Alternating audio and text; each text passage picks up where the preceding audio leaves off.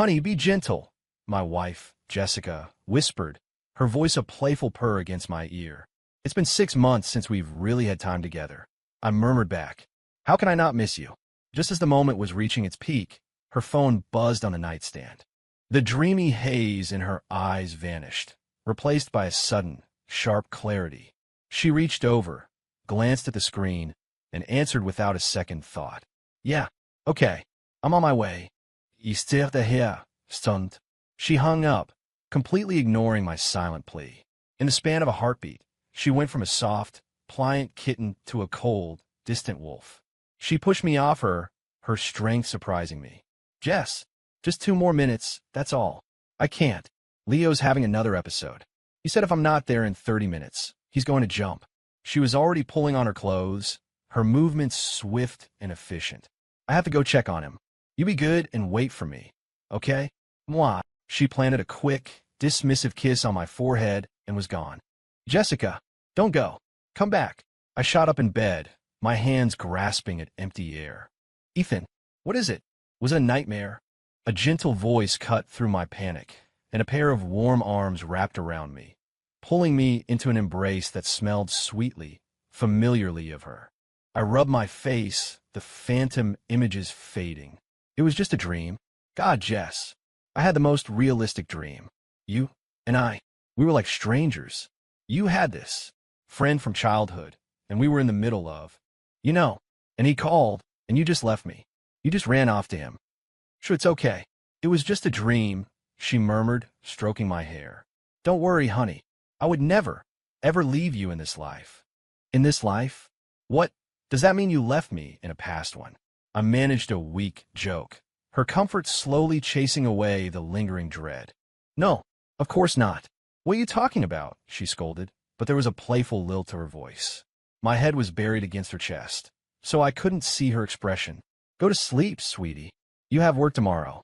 I pushed myself up, looking down at my wife, stunning and perfect in the moonlight filtering through the blinds. The lingering desire from the dream, from our interrupted moment, flared back to life. I pushed her gently onto her back. Ethan, we just did this before you fell asleep. I want you again. You greedy thing, she laughed softly, always wanting more. It's crazy to think that Jessica and I met, fell in love, and got married in less than a month. I just graduated from college and was polishing my resume, ready to dive into the soul-crushing job hunt. Before I could even send out a single application, I got an email with a job offer from Omnicorp, the biggest tech giant in the country. The next day, I put on my best suit. The guy staring back at me in the mirror was tall, handsome, and looked like the luckiest man on the planet. At the Omnicorp tower, I was directed to HR. After a few simple questions, they escorted me straight to the CEO's office. The moment I knocked and stepped inside, a high-backed leather chair swiveled around, and my eyes met Jessica Thorne's. She stood up. She was wearing a black power suit, intricately detailed with subtle beading that shimmered under the light. The cut was impeccable, hugging every perfect curve and flaring just enough at the ankles to accentuate her long legs. It screamed luxury, power, and untouchable grace. My brain blue-screened. I just stood there, gawking, completely forgetting to introduce myself.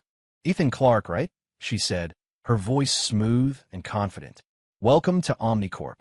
You'll be my new executive assistant. You're here early. You probably haven't eaten yet. I haven't either. Come on, I'll take you downstairs for a quick bite. We can celebrate properly tonight. Before I could process it, she took my hand and led me out of the office. No, that's okay. I ate this morning. And I majored in computer science. I don't really know the first thing about being an assistant. I was so amped up for my first day. I hadn't slept at all the night before, running through 1,000 different scenarios in my head. This was not one of them. She paid me no mind, holding my hand as she led me into the lobby cafe. I could feel the eyes of every employee on us, their jaws practically on the floor. What is going on? Did hell just freeze over? The Ice Queen is melting. Seriously, anyone who knows Jessica Thorne knows she's cold to everyone, especially men. Yeah, she never talks to guys unless it's about business. The ones who try to hit on her end up ruined. I heard she wasn't even into men. Maybe she changed her mind. Did you see that kid? Looks fresh out of college, tall, handsome. If I were her, I wouldn't be able to resist either. Haha. Come on, she's not that old. They're practically the same age. To be a CEO at her age is insane, totally unheard of. But her ideas are always way ahead of their time. Stuff we can't even wrap our heads around. In the cafe, I watched as she ordered a huge spread of food and placed it in front of me.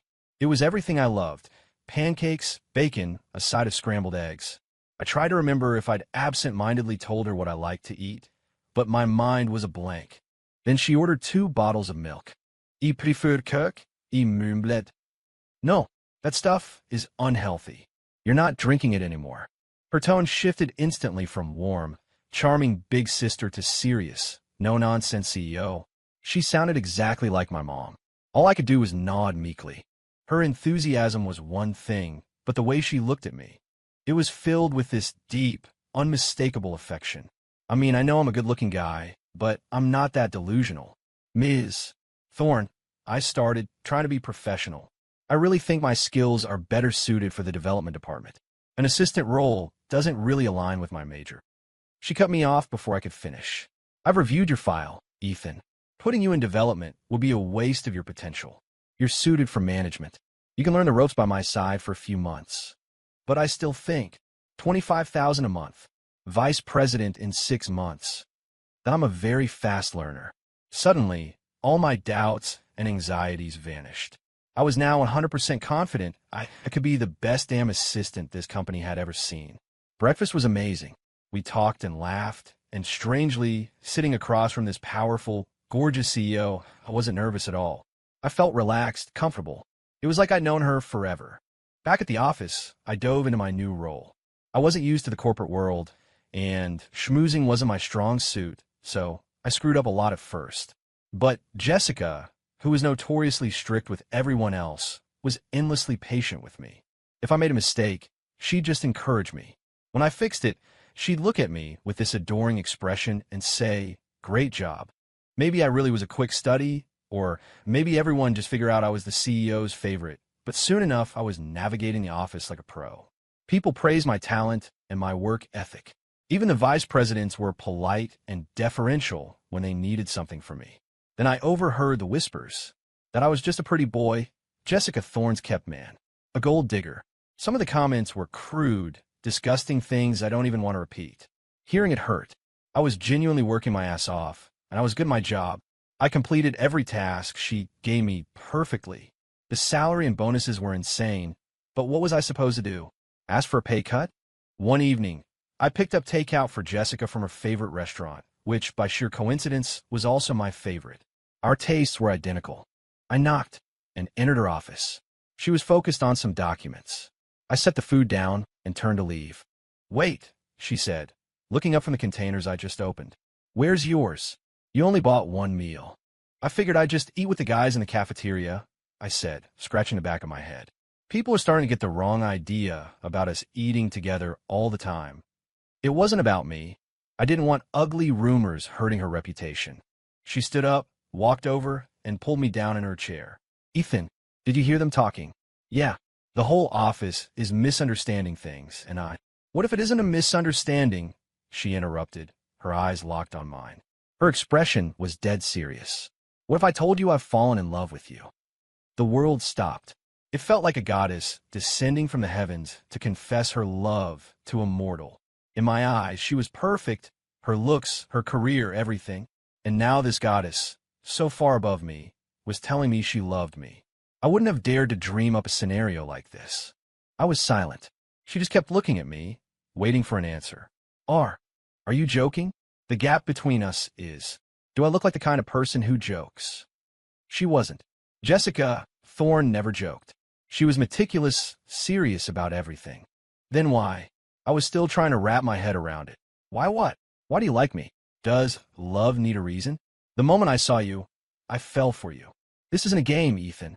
This is I want to spend the rest of my life with you kind of love. She wrapped her arms around me, pulling me into a hug. The scent of jasmine, my favorite scent, filled my senses.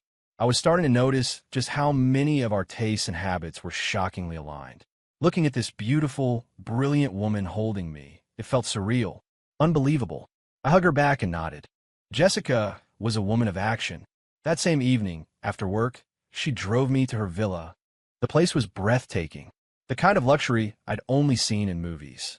But what struck me most was the style, the decor, the layout. It was exactly to my taste. And it didn't feel like a single woman's house. There were men's toiletries, clothes, everything. But a closer look revealed they were all brand new, unopened. The walk-in closet was filled with new designer clothes, all in my size. "These are all for you," Jessica said, noticing my confusion. "I bought them because I knew this day would come." "It's getting late," she said, her usual composed demeanor gone, replaced by a sultry look. "Let's get ready for bed. You first, me first. Or together." The Ice Queen was talking dirty, and suddenly I was the one feeling shy. I'll go first," I stammered, my body feeling feverish. I needed a cold shower, badly. I finished quickly and sat awkwardly on the edge of the massive bed, my mind racing. A moment later, the bedroom door opened. Jessica walked in wearing a short, silk slip that left little to the imagination. Her hair was still damp, her face flushed from the shower, and her bare feet padded silently across the plush carpet. She looked like an angel, or a succubus. Either way, no man on earth could have resisted. We didn't get to sleep until the early hours of the morning. That night, I had the strangest dream. In it, Jessica and I were classmates in college. Her family was middle class, and she had a boyfriend, a skinny, long-haired artsy type named Leo. After class, he'd sit in the quad with his guitar, singing songs he wrote himself. To most people, his voice was raspy, the lyrics were crude, and the melodies were just cheap knockoffs of pop songs. But he had a small, dedicated group of female fans, and Jessica was his biggest one. Whenever he played, she would sit on the edge of a planter, her chin in her hands, gazing at him with pure adoration. And I would stand behind her, my eyes fixed only on her. I woke up late the next morning. Jessica had already made breakfast. She was a good cook, and everything was, of course, exactly to my taste. I told her about the dream. Her expression flickered for a fraction of a second before she smiled. "You probably just substituted me for some girl you had a crush on in college," she said playfully. "You know, I've never been interested in music." "But it felt so real," I said, shoveling bacon into my mouth. "Like a memory." "Ethan, it's just a dream. Dreams are weird. You were probably just exhausted from last night." She gave me a meaningful look. "I'm giving you the day off. Get some rest." She kissed me and left for the office. I was wiped out, so I didn't think much more of it. I finished my breakfast, then finished hers too, and crashed on the sofa, scrolling through my phone. The last 2 days felt like a fever dream. A top-tier goddess had not only confessed her love for me, but was now taking care of my every need.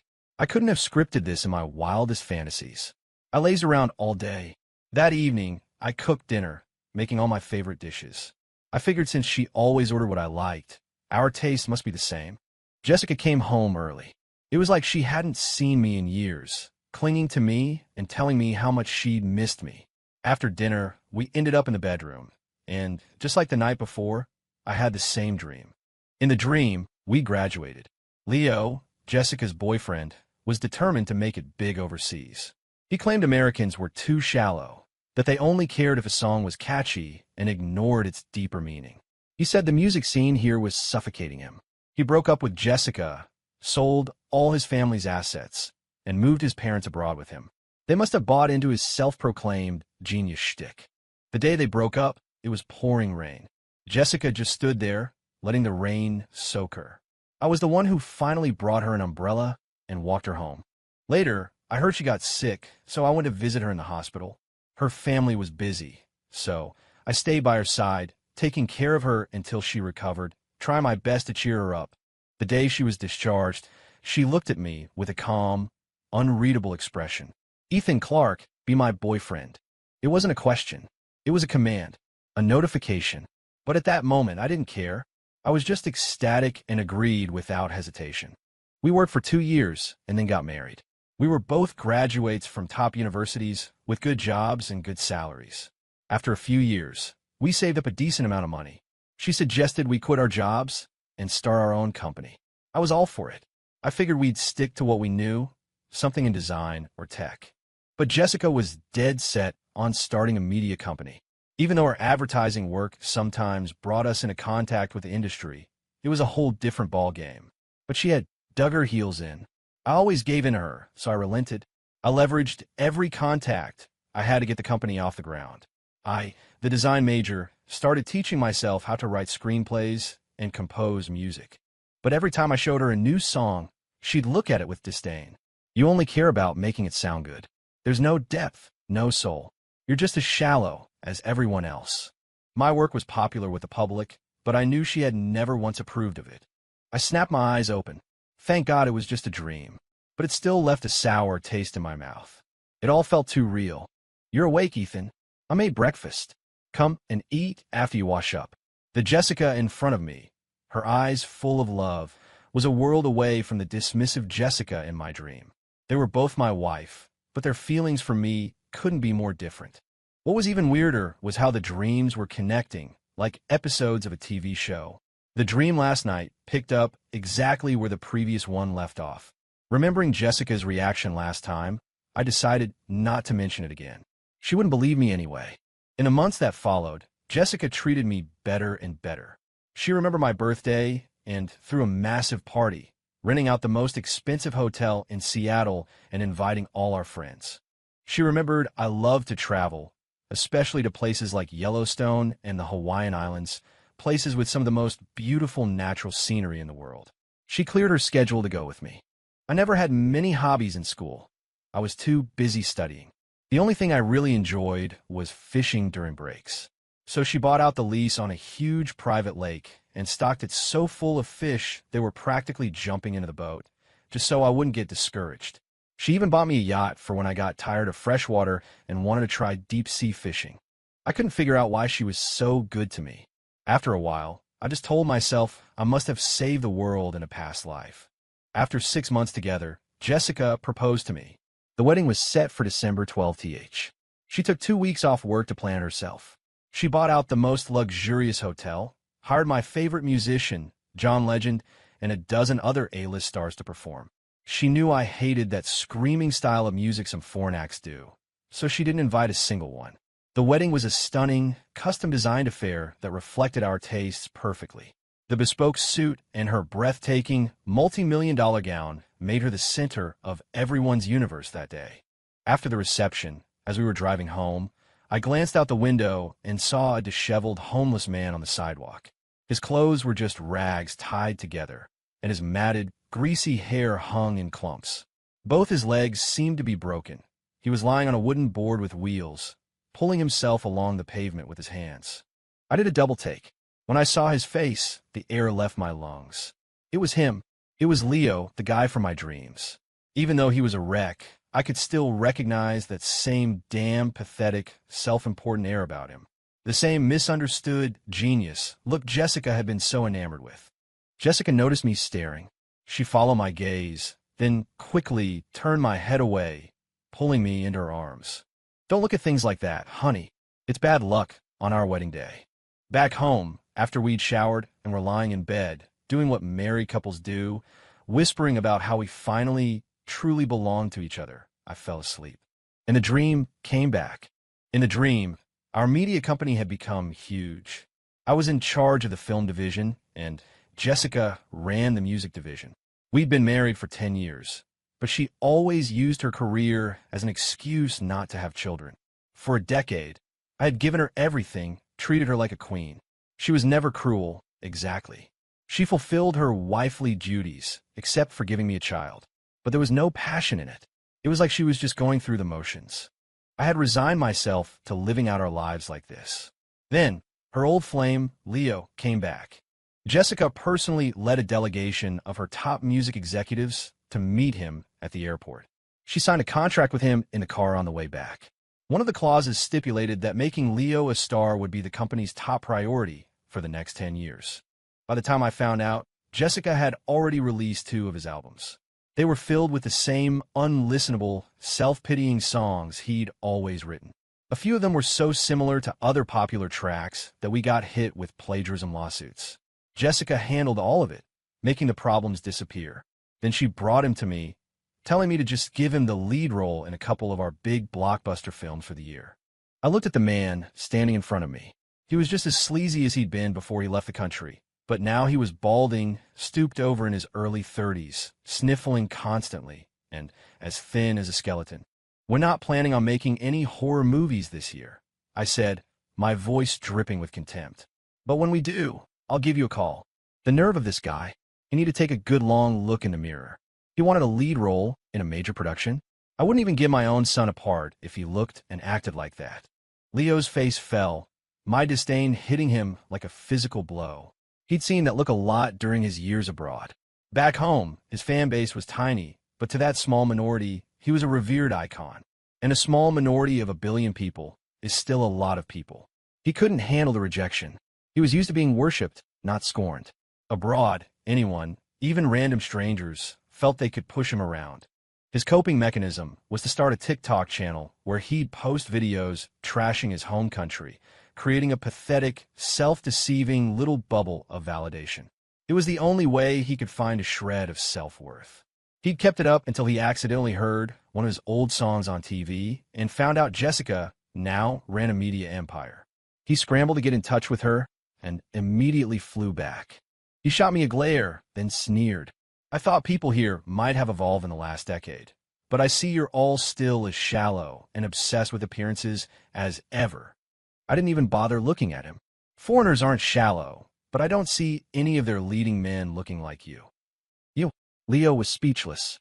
Jessica rushed to his side to comfort him. Then she turned on me. "Ethan, we were all classmates. Do you have to be so cruel?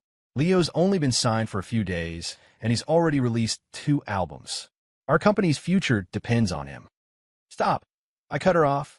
"I don't care what your music department does, but my film division will not cast a drug addict. You've been in this business long enough to know the consequences of using a tainted artist. And those things he released, you call them songs? A third grader's nursery rhymes have more depth. How dare you? You're accusing Leo of using drugs? Ethan, you become so malicious. I was so wrong about you. Apologize to Leo right now." I shifted my gaze to Leo's gaunt face and pulled out my phone, pretending to dial. "Apologize to him? Fina, I'll just call the police. If he's clean, I'll apologize immediately." "Go ahead. Call them." Jessica shrieked. "Hey, let's just drop it," Leo said quickly, grabbing Jessica's arm. "No need to bother them over something so small. I should focus on my music anyway. Acting can wait." He dragged a still fuming Jessica out of my office. And then I woke up. I glanced at the clock. Not even 5 a.m. The dream was so vivid I couldn't get back to sleep. I decided to get up and make Jessica breakfast. Since we'd met, I'd never once cooked for her. She always took care of everything, not even trusting the housekeeper with my meals. As I climbed out of bed, her phone screen lit up on the nightstand. A new message. On a whim, I picked it up. The profile picture was of a heavily muscled bodyguard. The message read, "The beggar has been sent overseas. He will be left to fend for himself. You will never see him again, sir." My first thought was of the homeless man we'd seen on our wedding night. Could she have done all that just because of one curious glance for me? I didn't dwell on it, though it seemed a little extreme. I went downstairs and cooked a huge breakfast. I'd always been self-sufficient, so I knew my way around a kitchen. When she came down and saw the spread, her face lit up. She hugged me and kissed me over and over. As she ate, her eyes filled with tears. "This is so good," she choked out. "I haven't tasted this in so long." I wiped her tears away. "You silly girl. It's just breakfast. If you like it, I'll make it for you every day." Her expression immediately turned serious. "No, today was a one-time thing because I overslept. From now on, I have to be the one to take care of you." I hesitated, but finally asked the question that had been bugging me for months. "Jess, can you tell me why you're so good to me? I honestly feel like I don't deserve." She stood up and gently placed her soft, manicured fingers over my mouth. "Ethan, I'm only going to answer this once, and then you can never ask me again, okay? It's because you're worth it." Seeing the confusion still on my face, she added a few more comforting words, telling me I must be tired from getting up so early and that I should take another day off. She said that after she signed one last contract today, she would clear her schedule and we could finally go on our honeymoon. Then she left for work. I still didn't understand how I was worth it. My degree was in a technical field, but she made me her assistant, a job countless others were more qualified for.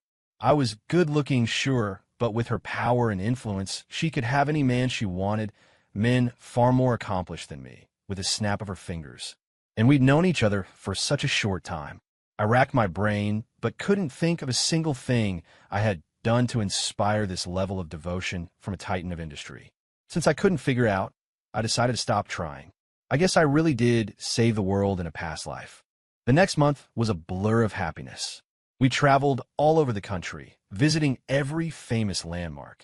She was attentive and caring, and we had the time of our lives.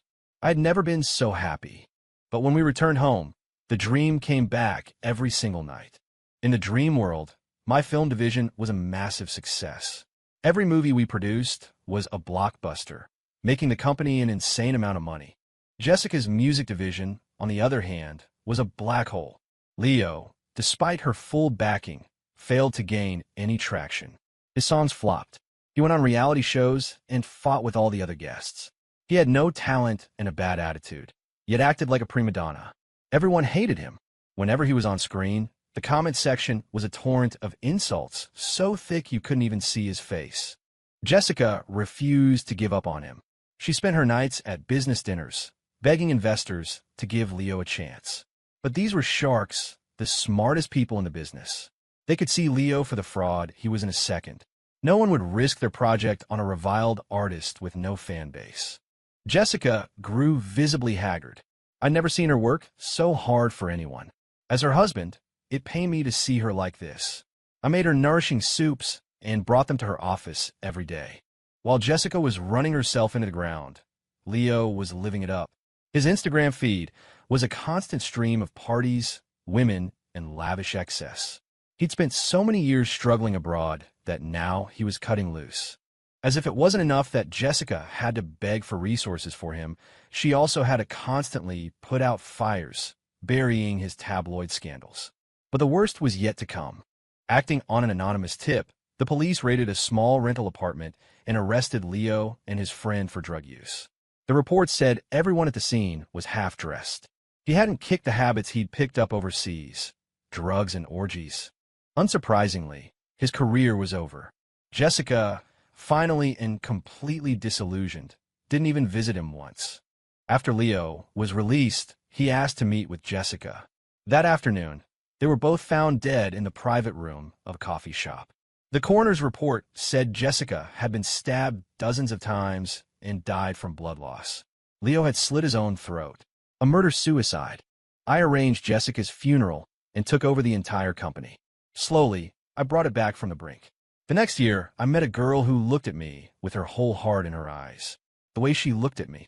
It was how I used to look at Jessica. She was wonderful to me, but she was 10 years younger.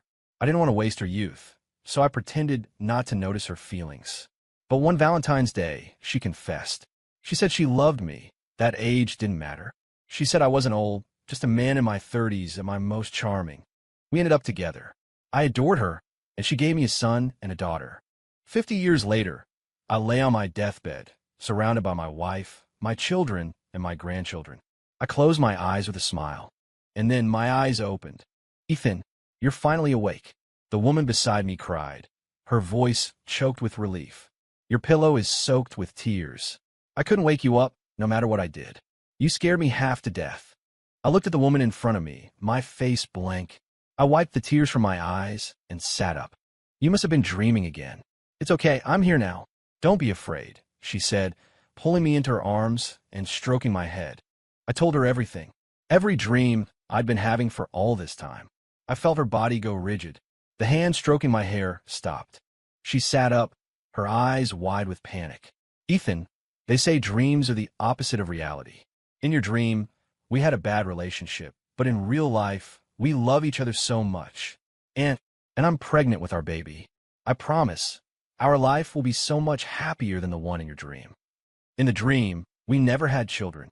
But in this life, Jessica had started trying to conceive the moment we were married. She was 4 months pregnant now. I lay in her arms, staring blankly ahead. The dream had been so real. The sound of my wife and children crying in my deathbed was still echoing in my ears. I couldn't tell which life was real anymore. 5 years flew by. Our son was in kindergarten. Jessica had handed over control of the company to me, and become a full-time mom, personally managing every aspect of my life with meticulous care. Today, I went to the office as usual. My old assistant, Kevin, had moved back home to get married, so HR had hired a replacement who was starting today. I got to my office and dove right into work. A little while later, there was a soft knock on the door. "Come in," I said without looking up. The door opened, and someone walked up to my desk. "Good morning, Mr. Clark. I'm your new assistant. It's a pleasure to be working with you." I looked up. "You?" My jaw dropped. The young woman in front of me looked just as surprised. "Mr. Clark, have we met before? My name is Clara Evans. I just graduated from Stanford. This is my first job." When she said her name was Clara, I shot to my feet. It was her, the woman from my dream, my second wife. She was so full of life, so vibrant. The image of the gentle, loving woman who had spent a lifetime with me and borne my children merged with the person standing before me. I fought back the overwhelming urge to pull her into a hug. I told her to relax and take a seat while I finished something up. I leaned against my desk, making small talk. The more we talked, the more unnerved I became. Her family background, her personal history, everything was identical to the Clara in my dream. For the first time, I seriously considered the possibility of parallel worlds. She wasn't shy. For her first job, she was incredibly competent. A little green, maybe, but she was a quick and efficient worker. We worked late, and by the time we were ready for lunch, it was almost 1:30. The cafeteria was serving nothing but dregs. I took her to a nice little bistro near the office. "Order whatever you want. Consider it a welcome lunch," I said, handing her the menu. "Oh, I'm not picky. Whatever's fine," she said, not taking it. "You know this place, Mr. Clark. I'm sure whatever you pick will be great." She had a point. I ordered based on her taste for my dream: grilled salmon, lemon herb shrimp, roasted asparagus, and for dessert, her absolute favorite, a creme brulee. In the dream, I used to bring one home for her after every business dinner. She preferred lighter food. I used to love heavy, spicy meals, but she'd said it was unhealthy and eventually converted me. When the food arrived, Clara's eyes lit up. "Oh wow, you like light food too, Mr. Clark. These are all my favorites." She immediately served herself a spoonful of the creme brulee. I pushed the dish closer to her. "That one's for you. Good for the skin, right? I figure all you young people like that stuff." "Don't say that, Mr. Clark. You're young too. A man in his 30s is in his prime." She wasn't wrong. By any metric, looks, ability, success, I was doing pretty well for myself. I just smiled. She must have thought she'd overstepped because she immediately started backtracking. "I'm not just saying that to suck up, Mr. Clark. I really mean it." She put down her spoon, looking nervous. My heart clenched. "It's okay. You don't have to be so formal.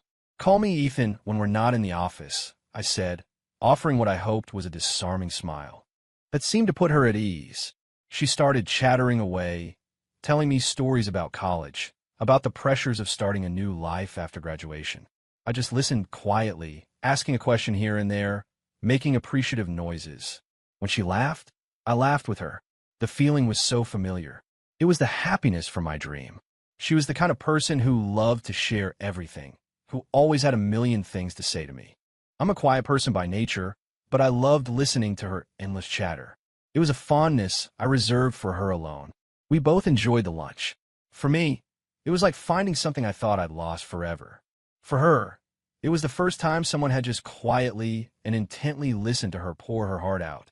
Not even her parents or her best friends had ever given her that kind of validation. After lunch, I drove her home. On the way back to my own house, it hit me how completely inappropriate this was. I was a married man. My wife loved me more than life itself. She had given me everything she had, and she cared for me with a devotion that bordered on worship. We had a son, a smart, adorable little boy who was the spitting image of his mother. How could I let a dream make me lose my mind? The more I thought about how good Jessica was to me, the more I cursed myself for being a piece of garbage. When I got home, I took a moment to compose myself before walking in. The scene was as warm and familiar as ever. My son ran into my arms with a toy airplane, begging me to play. My wife, wearing a simple house dress and an apron, smiled and told me to wash up for dinner. She never let the staff handle my meals. After dinner, the nanny put our son to bed. Jessica and I went through our usual routine. showering together, then making love. Afterward, as I held her, her body still warm and flushed, her eyes hazy with pleasure, I decided to tell her. Her expression instantly changed to one of panic and fear. I'd never seen her look like that. She gripped my hand, her eyes wide with terror. "Ethan, are you saying you met the woman from your dream? Your second wife?" "Yeah, even her name and family situation are exactly the same." Seeing her reaction, a seed of suspicion started to grow. "Jess, are you hiding something from me? I'm your husband. Whatever it is, we'll face it together." She looked at my determined face, then dropped her gaze, avoiding my eyes. "No, it's just, what a crazy coincidence. And I'm not dead in this life, so you can't be with her." Her voice was frantic, and I could feel her body trembling against mine. I pulled her closer, stroking her hair. "It's just a dream, honey. It felt real, but it's different from our life. For one, your attitude towards me is completely different. And in the dream, you, me, and that Leo guy were all classmates. In reality, we weren't. We don't even know anyone named Leo. In the dream, we built a media company together. In reality, I'm running the tech company you founded. You're so good to me. I would never, ever betray you." My words seemed to calm her down. I spent a long time coaxing her back to sleep. But even as she slept, I could feel her twitching beside me. The next day at the office, Clara had already prepared everything. A cup of hot tea was waiting on my desk. She was incredibly capable. After just one day, she already knew my preferences and had everything organized perfectly. But I had made my decision last night. I couldn't do anything to hurt my wife. I had to nip this in the bud. I sat down, took a sip of tea, and looked at Clara, who was standing beside my desk with an expectant look on her face, like a child waiting for praise. "That's all for now. You can go. I'll call you if I need anything." Her expression shifted from surprise to hurt. She couldn't understand why the friendly man from yesterday was suddenly so cold. The innocent part of her had already started to see me as a friend, a confidant. That's why she'd come in so early, full of energy. Seeing that I wasn't even looking at her, she forced a smile. "Okay, Mr. Clark, I'll be right outside if you need me." I didn't respond. I waited until I heard the door click shut before I looked up, my face a mixture of apology and grim determination. This had to be a clean break. I couldn't give her any false hope. If I didn't handle this right, I'd not only destroy my family, I'd ruin this young woman's life. From then on, I deliberately kept my distance from Clara, but I couldn't deny her talent. In just a few days, she was handling complex tasks with ease. I was impressed, but it never gave her another word of praise. This morning, while making breakfast, my wife accidentally spilled a pot of boiling oatmeal on her hand. Her perfect, porcelain skin instantly turned red and began to swell. I heard her cry out from the kitchen and vaulted out of bed, grabbing the first aid kit and an ice pack. I wanted to take her to the hospital, but she just laughed and said she wasn't that fragile. I couldn't win the argument, so I stayed home with her a little longer. When I finally got to the office, there was a crowd gathered outside Clara's office. I could hear cheers and shouting from inside. "Clara, Ryan is a great guy. He's handsome and so considerate. Yeah, and his parents are both professors. He comes from a good family. You wouldn't have to worry about your kids' education. Ryan, what are you standing there for? Get down on one knee and propose." I walked over to the doorway.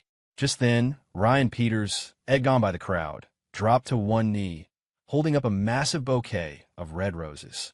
"Clara, be my girlfriend. I've had a crush on you since college. You were the most popular girl on campus, and you turned down everyone. But I was the only one who followed you to this company. My parents had a better job lined up for me, but I just want to be with you." The crowd erupted again. I peered inside. Clara hadn't taken the flowers. Instead, she was trying to pull him back to his feet. "Ryan, we just started our careers. Everyone knows office romances are a bad idea. I'm happy with this job, and I'm too young to be thinking about a serious relationship." Her face was stern, but the commotion had brought a charming blush to her cheeks. Ryan was completely mesmerized. "Clara, if you just say yes, my parents can get us better jobs. We're an old Boston family. We have properties, businesses. We could live off the rental income. If we get married, you can even get your citizenship sorted out." Clara's expression soured. As she turned her head, she saw me standing in the crowd. She immediately let go of Ryan's arm. her tone becoming sharp and annoyed. Ryan, we're adults. When are you going to grow up? I thought my rejection was pretty clear. Do you really want me to say something nasty and embarrass you in front of everyone? But he wouldn't let it go. He stepped in front of her, blocking her exit. His lip trembled, his eyes turning red as if he were about to cry.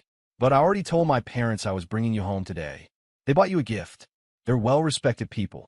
Can't you just do it as a favor to them? Clara looked even more disgusted. She took a step back. In the last 3 sentences, you've mentioned your parents in every single one. Your parents can get you a job. Your parents have property. Your parents are respected. Are you the one asking me out? Or are they? Don't you have any good qualities of your own? Ryan, I'm interested in a mature, responsible man, not a boy who hides behind his parents' money.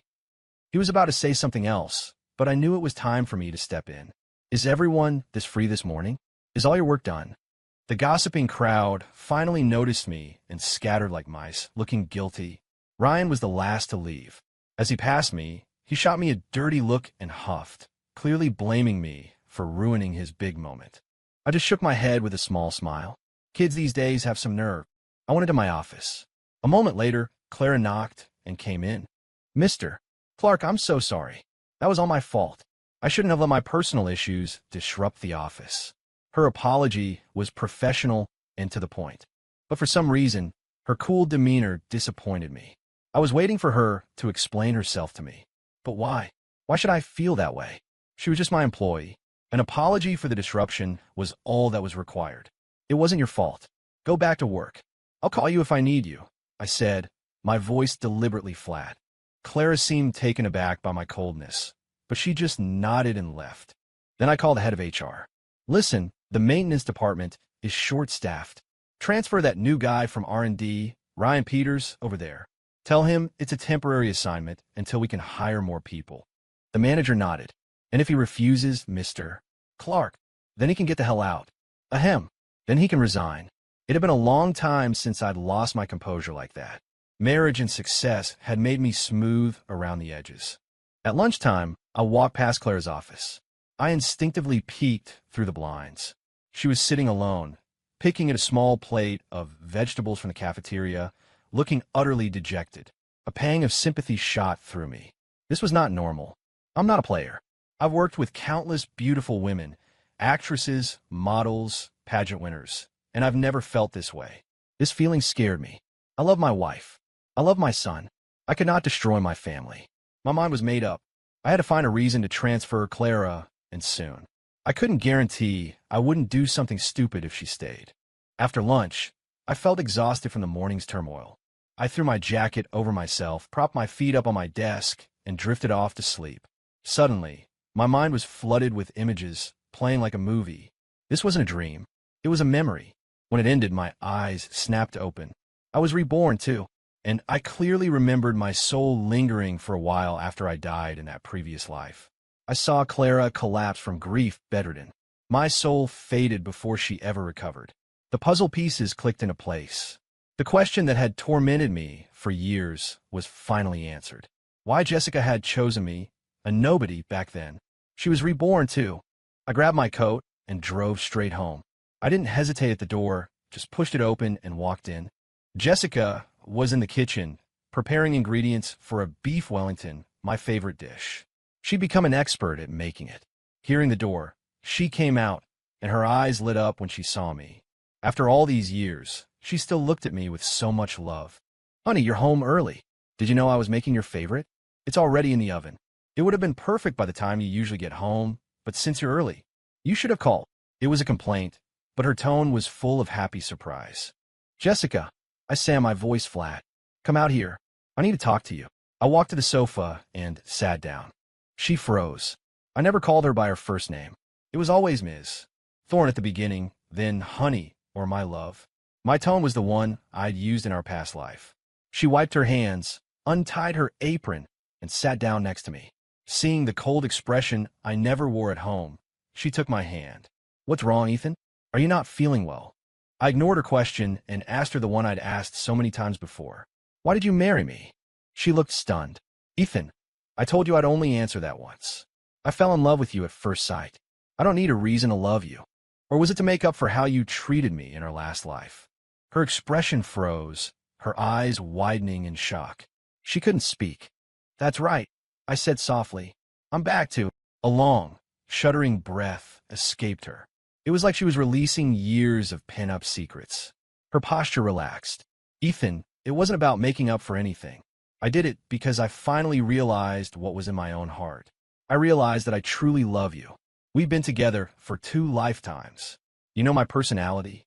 I'm not the kind of person who would throw away my life just to repay a debt." She was right. In our past life, she was the ultimate capitalist. She'd screwed over plenty of people.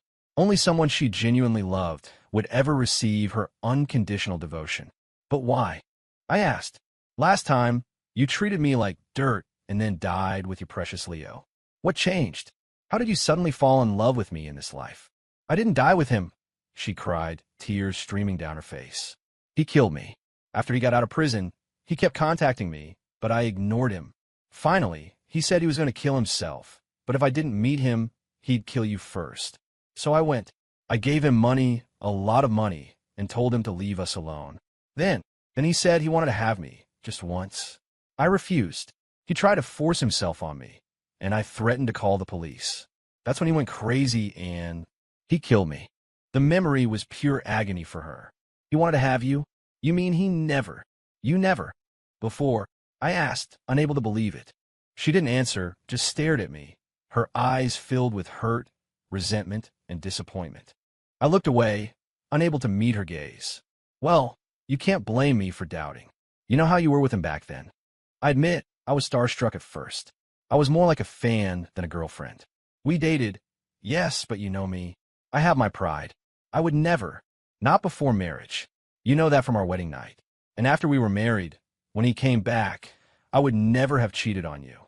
I don't know why I was so obsessed with him then." I understood. In our past life, she was the top student, the campus beauty, proud as a peacock. She always had a do-not-approach aura, and she was stubborn. Once she set her mind on something, she never let go. Her pride was also the reason she didn't beg Leo to stay when he left. When he came back, she had wealth and power. The boy who had abandoned her now needed her. The power dynamic must have gone to her head. Then why aren't we classmates in this life? And why is there no Leo? When I came back, it was before the college entrance exams. I didn't go to college. I used my knowledge of the future to start my company. Once I had some power, I found Leo. He killed me in our past life. In this one, I was going to make his life a living hell. How could I let him go to college? I made sure he ended up a crippled beggar for the rest of his miserable life. She told me more. How her soul had watched me arrange her funeral. How she saw me suffer from insomnia at night. How she tried to comfort me, but her ghostly hand passed right through my hair. She started to remember all the good things about me. In this new life, even with her memories without a college degree, starting a business was brutal. She struggled, but she would still find time to go to my campus and watch me from afar, relieved to see I hadn't found a girlfriend. "Ethan, I know I was wrong in our past life, but I never betrayed you. You can't let that one mistake erase everything I've done for you in this life. We have a son, and I'll give you a daughter, too. I swear, I will make you happier than you ever were." I was silent. She was right. I couldn't ignore 2 lifetimes of devotion because of one mistake in the past, a mistake that wasn't even a true betrayal. In this life, she had given me her whole heart. I saw it every day. We had a son, and so far, Clara and I hadn't crossed any real lines. She was young, talented, with a bright future ahead of her. It would be unfair for me to drag her in my mess. I chose my family. My wife and I returned to our loving relationship, even more in love than before, now that all the secrets were out. Since I was reborn, I decided to get back into the business I knew best. I had the capital, the connections, and the knowledge of every hit movie, show, and song for the next 50 years. I founded a media company. From day one, I started producing the future's biggest hits with their original casts and crews. Soon, my company was the undisputed king of Hollywood. At our anniversary gala, celebrating our success, I had a little too much to drink. Clara was the one who helped me back to my hotel room. In my drunken haze, I thought she was my wife from the previous life. I woke up the next morning with our naked bodies tangled together. When she saw I was awake, she looked terrified. "Mr. Clark, Ethan, you don't have to feel bad about this. You were drunk last night. You thought I was your wife. I don't blame you. The pained, brave look on her face as she said it shattered my heart. For 2 lifetimes, I had prided myself on being faithful. Why was this happening to me? I loved 2 women, and I didn't want to hurt either of them. And now, it seemed I had hurt them both. I told her I would take responsibility. I transferred her to the media company and made her a senior executive. I went back to the tech company. I knew I couldn't hide this from Jessica. I had to confess, but I couldn't figure out how. I hid at the office for days, using work as an excuse. Finally, I realized that waiting was its own form of torture. It was better to just rip the Band-Aid off. That night, I drove home. My wife and son were overjoyed to see me. After dinner, I sent my son to bed with a nanny. I called Jessica into the living room and told her everything. She didn't cry. She didn't scream. She didn't say a word. She just stared blankly for a long moment, then turned and walked back to our bedroom. Her silence was worse than any rage. I tried to follow her, but the door was locked. I slept in the guest room, though I barely slept at all. In the morning, she had already made breakfast. My place was set at the table, but this time, she didn't call me to eat. I forced myself to sit down and take a few bites. She wouldn't even look at me. Jess, about yesterday. Don't. Just eat and go to work. I really. She slammed her utensils down on the table and walked back into the bedroom. If she'd screamed at me, I would have known what to do. This silent treatment was killing me. I walked around in a daze for days, my work suffering.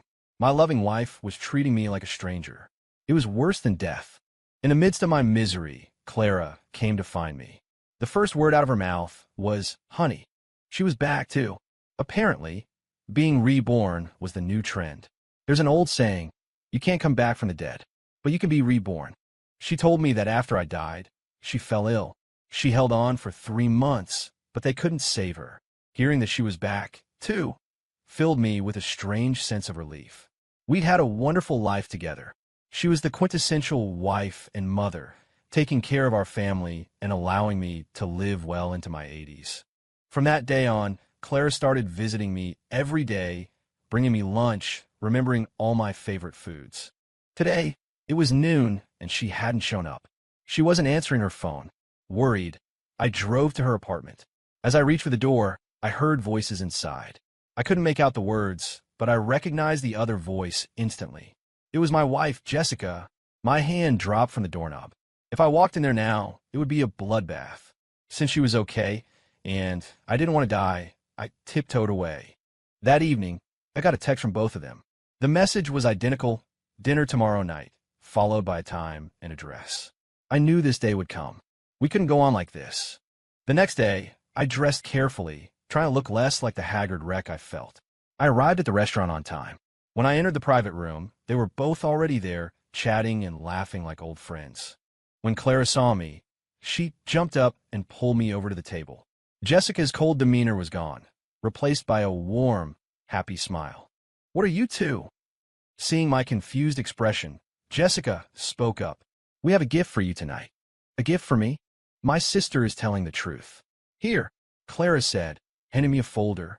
Jessica handed me an identical one. I took them, my eyes darting between their smiling faces, searching for any sign of a trap.